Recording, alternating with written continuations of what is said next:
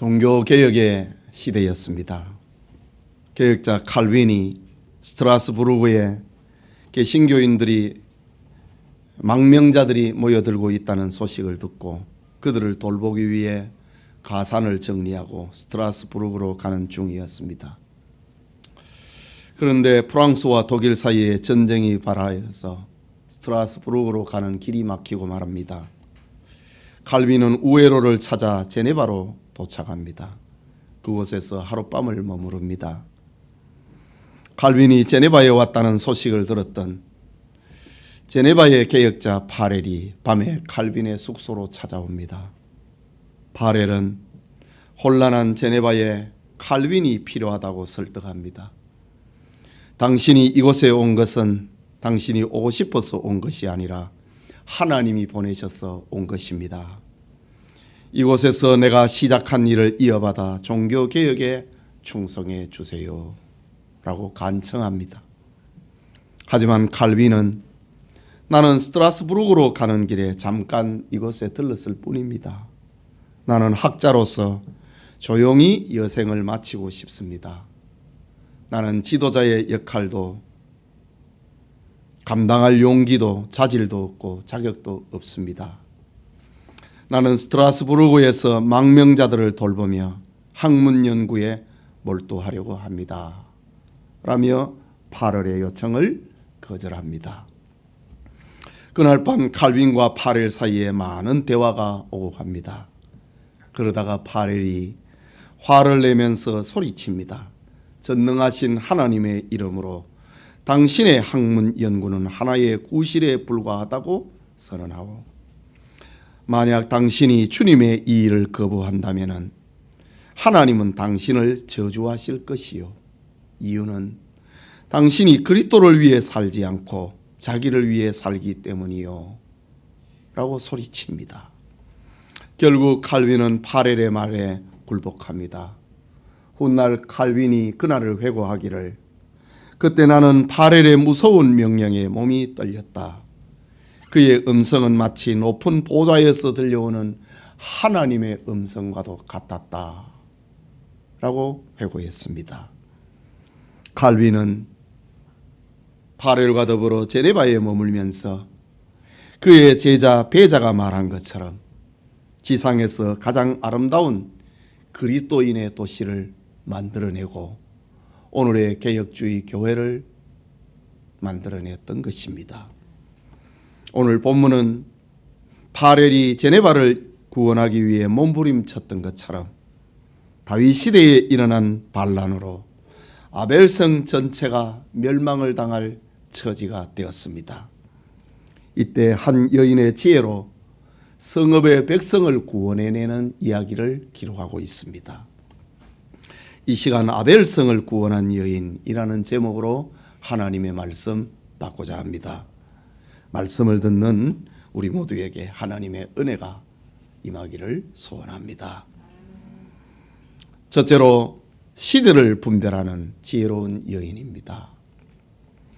다윗이 왕이 된 지 30여 년이 되자 아들 압살롬이 일으킨 반역이 진압이 되었습니다.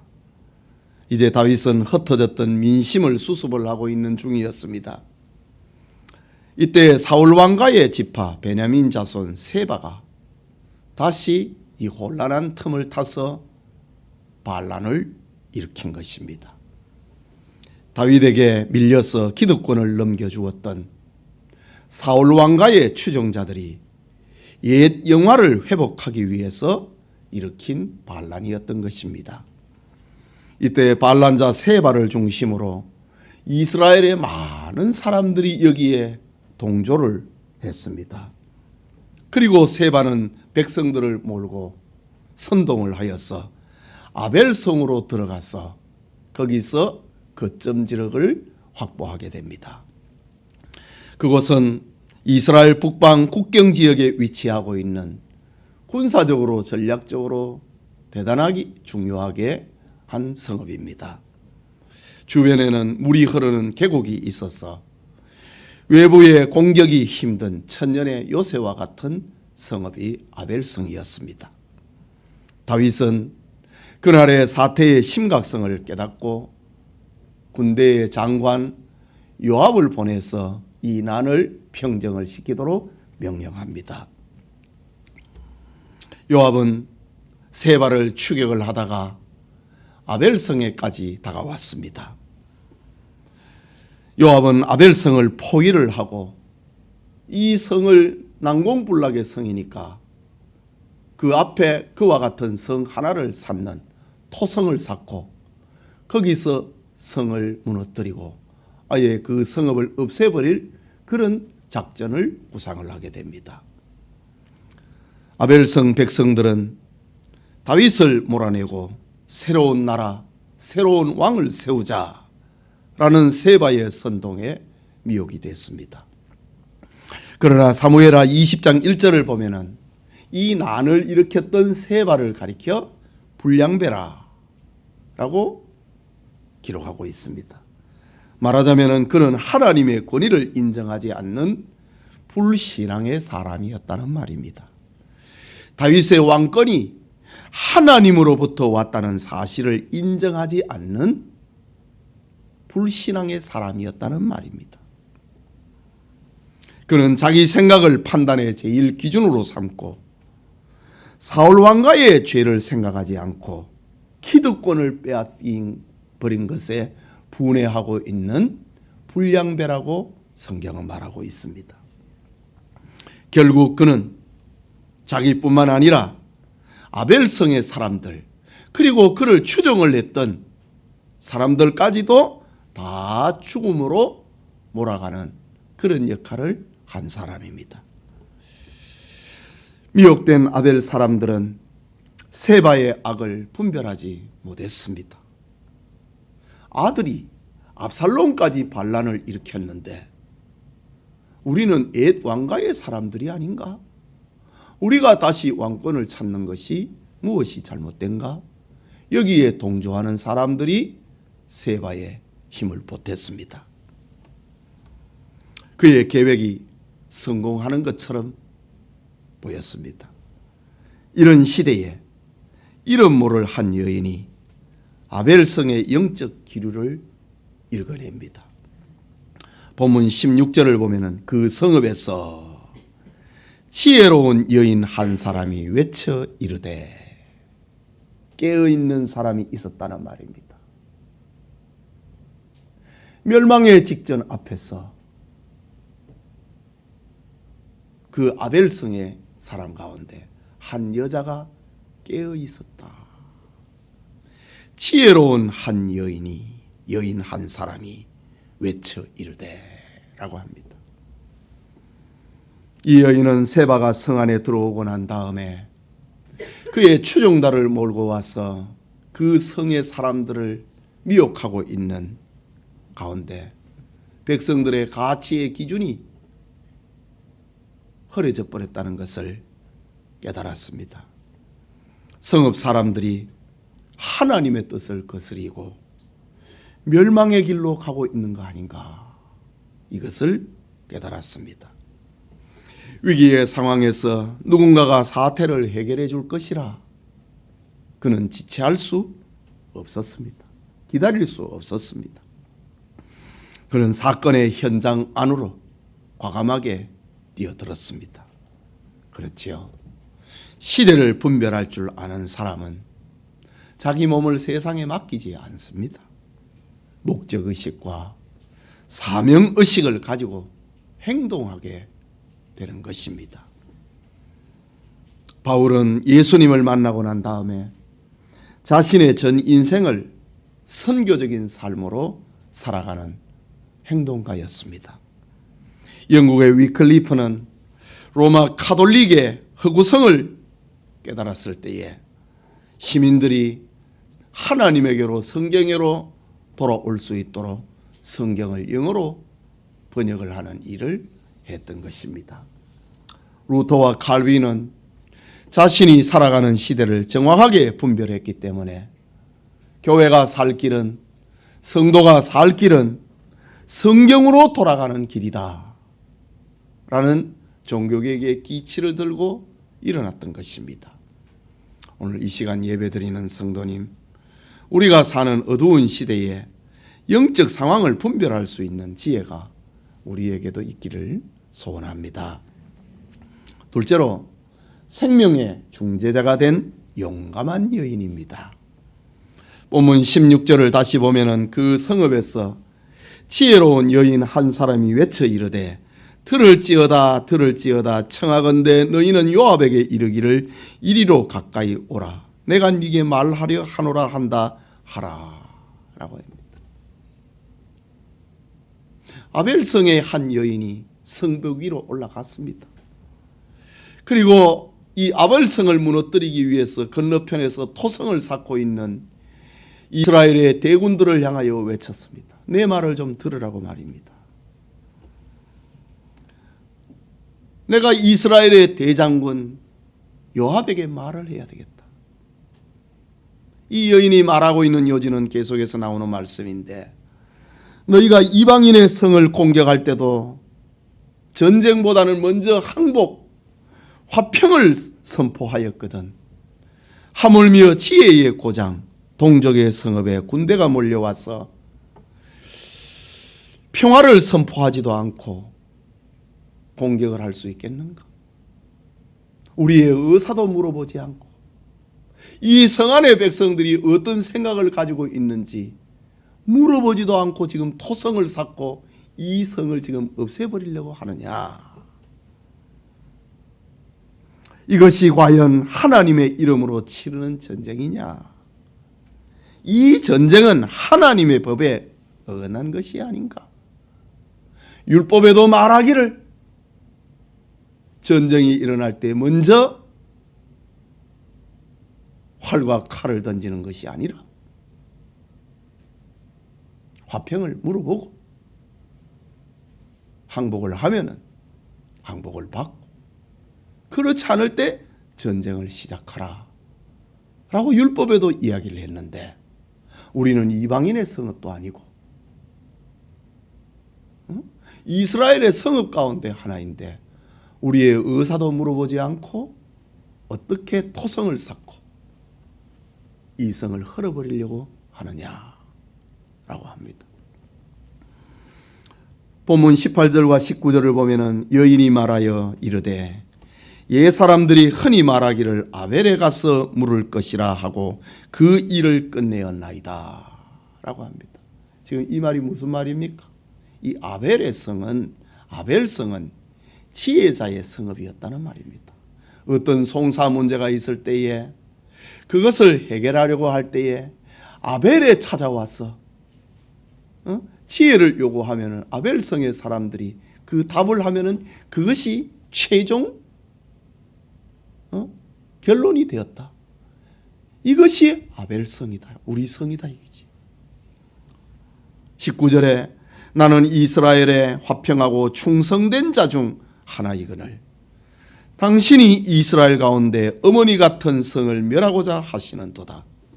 어찌하여 당신이 여호와의 기업을 삼키고자 하시나이까 하니. 지금 이 아벨성에 있는 한 여인이 성 위에 올라와 갖고 지금 아벨성을 향하여 토성을 쌓고 그 군대의 지휘관인 요압 장군에게 지금 질책을 하고 있습니다. 무분별한 군사작전을 책망하고 있는 겁니다. 지혜롭고 용기 있고 믿음 있는 여인의 말에 대장군 요압은 할 말을 잊어버립니다. 20절과 21절에 기록이 되어 있지요. 요압이 대답하여 이르되 결단코 그렇지 않다. 결단코 그렇지 아니하다. 삼키거나 멸하거나 하려 함이 아니니 그 일이 그러한 것이 아니니라. 에브라임 삼지 사람 비그리의 아들 그의 이름을 세바라 하는 자가 손을 들어 왕 다윗을 대적하였나니 너희가 그만 내주면 내가 이 성벽에서 떠나가리라 하리라. 요압은 지혜로운 여인의 질문에 당황했습니다. 요압은 무려 4번이나 지금 토성을 쌓고 있으면서 아벨성을 아예 완전히 없애버리려고 이런 지금 작전을 시행을 하고 있으면서 이 여인의 질문 앞에 그게 아니다, 그게 아니다, 그게 아니다. 4번이나 그런 뜻이 아니다, 그런 뜻이 아니다. 변명을 하고 있습니다. 그러면서 성을 허물어 버리려고 했던 호전적인 자세를 바꿉니다. 여러분, 토성을 쌓는 것이 하루 이틀에 될 일입니까? 이미 일이 많이 진척이 됐습니다. 시작이 됐습니다. 이제서 요압은 이 여인의 성루에서 외치고 있는 여인의 말에 할 말을 잊어버리고 우린 전쟁하러 온 사람이 아니다, 이렇게 변명을 하게 된 것입니다. 그러면서 자신이 군사를 거느리고 왜 이 성에 왔는지, 이 성읍을 지금 멸하려고 했던 의도가 무엇인지 여인에게 해명을 합니다. 그러면서 반란자 세바의 목만 내주면은 우리가 이 성을 떠나겠다. 우리는 이 성 안에 있는 모든 사람이 세바와 함께하는 사람인 줄 알았는데 세바의 목만 내준다면은 우리는 이 성을 떠나겠다 라고 이 여인에게 해명을 하는 장면입니다. 이것은 지혜로운 여인이 행동한 결과였습니다. 하나님의 말씀을 근거해서 어찌 이런 일을 벌이려고 하느냐. 이것은 하나님의 율법을 범하는 전쟁이다. 이것이 하나님의 전쟁이냐. 이것이 우리가 존경하는 다윗 왕이 일으킨 작전이냐. 호통을 쳤지요. 여러분, 만약 여러분의 가정에서 부모 형제 간의 사랑과 정을 나누고 혈육이 지옥 형벌을 당하는 것을 방관한다면 가정의 구성원이 된 이유가 무엇입니까? 여러분의 직장과 사업장에서 동료들이 멸망에 처하는 것을 보면서도 침묵하고 있다면 하나님이 여러분을 그 일터에 보내신 이유를 잃어버리고 있는 것입니다. 하나님의 자녀된 성도들은 자기가 있는 곳에서 생명의 중재자가 되어야 됩니다. 아벨성의 여인처럼 멸망하는 사람을 구원하는 생명의 중재자가, 화평의 중재자가 되어야 하는 것입니다. 우리 교우들에게 이런 용기가 있기를, 믿음이 있기를 소원합니다. 마지막으로 구원의 길을 제시하고 있는 여인입니다. 다시 본문 22절을 보면은 이에 여인이 그의 지혜를 가지고 모든 백성에게 나아가매. 아주 지혜로운 여인이었습니다. 지혜를 가지고 백성들 앞에 이제 이스라엘의 대장군 요압하고는 대화가 했지요. 답을 얻었지요. 이제 백성들 앞에 자기 지혜를 가지고 백성들 앞에 나아갔다. 이날의 이 사건을 유명한 유대 역사가 요세푸스는 이렇게 기록합니다. 여러분은 어디서 굴러먹은지도 모르는 악한 사람 때문에 우리가 함께 비참한 죽임을 당해야 되는 우리도 악한 사람입니까? 여러분은 우리의 은인인 다윗 대신 이자를 왕으로 모시고 유독 우리의 한 도시만 그토록 막강한 군대에 대항할 작정입니까? 라면서 아벨성 사람들에게 설득을 했다고 요세푸스 역사서에는 기록하고 있습니다. 그리고 요압의 제안을 백성들에게 알리자 백성들이 비그리의 아들 세바의 머리를 잘라서 요압을 향하여서 성 밖으로 던져버렸다. 그러자 요압의 군대는 태강 나팔을 불고 포위망을 풀고 예루살렘으로 돌아갔다. 요세푸스 유대 역사에는 이렇게 기록합니다. 여인은 세바라고 하는 사람이 우리 성 아벨성에 있어서는 안 된다는 사실을 폭로했습니다. 세바의 계략에 현혹되지 말 것을 외쳤습니다.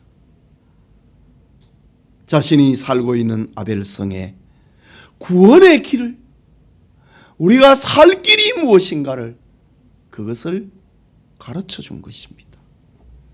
비록 여인의 외침이었지만은 그의 소리는 진실을 담고 있었기 때문에 힘이 있었습니다. 생명의 외침이었기 때문에 가마력이 있었습니다. 성읍 백성들의 마음을 감동시키기에 진실은, 진리는 충분했던 것입니다. 마침내 성읍 백성들이 선과 악을 분별했습니다.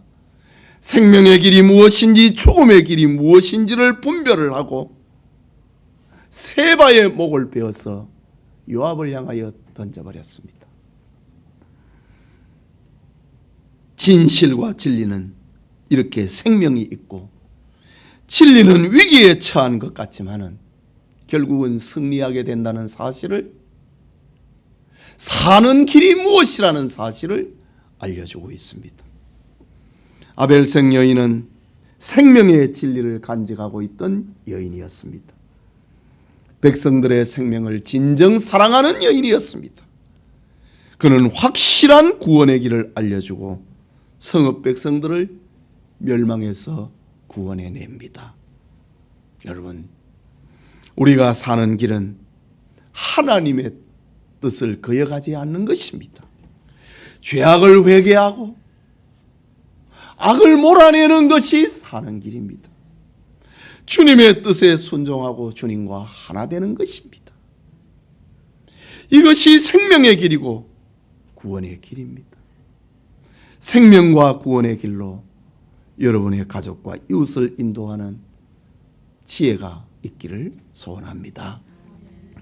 예배드리는 성도 여러분, 솔로몬이 기록한 전도서 9장 13절과 15절에 이런 말씀이 나옵니다.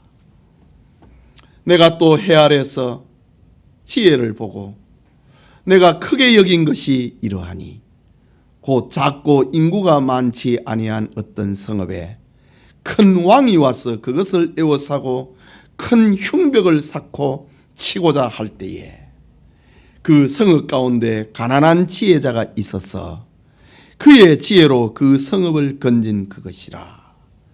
그러나 그 가난한 자를 기억하는 사람이 없었도다 라는 말씀입니다. 성경학자들에 의하면 전도서의 성읍을 구원한 사람이 바로 솔로몬의 아버지 시대에 살았던 아벨성의 지혜로운 여인이었다 라고 말하는데 학자들은 주저하지 않습니다. 여러분, 우리는 오늘 아벨성을 구원한 여인이라고 하는 역사적인 사건을 통하여서 우리가 깨닫고 우리의 삶에 적용해야 될 것이 있습니다. 다윗의 왕국은 예수 그리스도와 그의 몸된 교회를 상징하고 있습니다. 그리고 다윗을 대항하는 세바는 다윗 왕국을 무너뜨리려는 사탄의 세력과 죄악을 상징하고 있습니다. 그렇다면 이런 류의 영적 전쟁은 지금도 계속되고 있는 것입니다. 영적 전쟁에서 승리하기 위해서 우리가 살고 있는 가정과 이웃과 직장과 일터의 영적인 상황을 정확하게 분별할 수 있는 지혜가 있어야 됩니다. 우리의 성읍에 살고 있는 사람들이 사탄의 미혹을 받아 멸망에 빠지는 것에 침묵해서는 안 된다는 말입니다. 아벨성의 지혜로운 여인처럼 화평의 중재자, 생명의 안내자가 되어야 됩니다. 가정과 친구와 이웃을 살려내는 구원의 소리, 사랑의 소리, 생명의 소리가 되어야 된다라는 말입니다. 이 목적을 위하여 이곳에 하나님은 영천 교회를 세우셨고 진리를 분별하는 하나님의 자녀로 살게 하셨습니다. 여러분,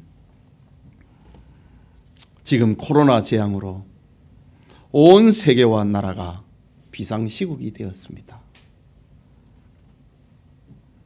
하나님 앞에 주의를 거룩하게 성수하지 못하는 참담함이 우리 앞에 벌어졌습니다. 이때에 우리는 우리의 본분을 잊어서는 안 됩니다. 우리는 하나님의 사람들입니다. 우리는 그리스도인들입니다. 육신의 생명을 위협하는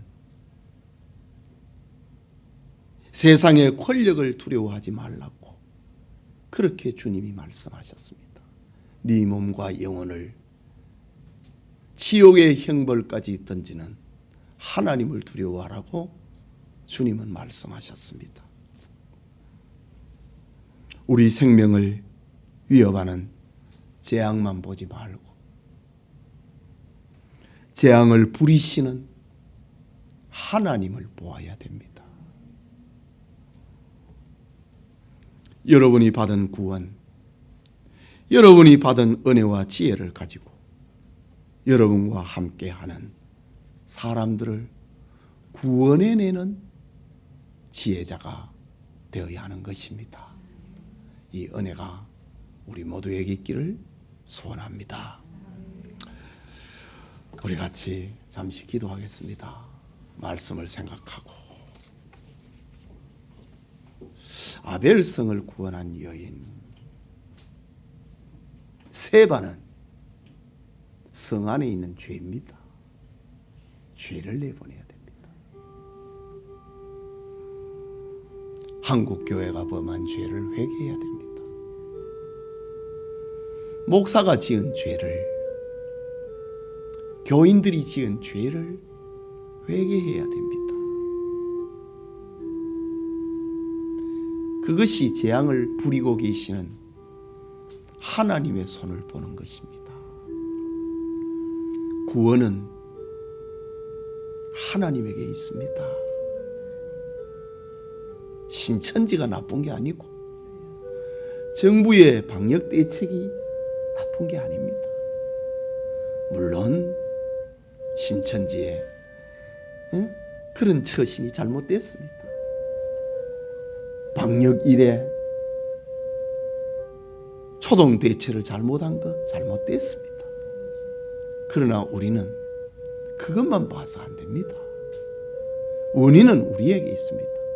한국 교회에 있습니다. 한국 교회에 내리는 벌입니다. 기도합시다.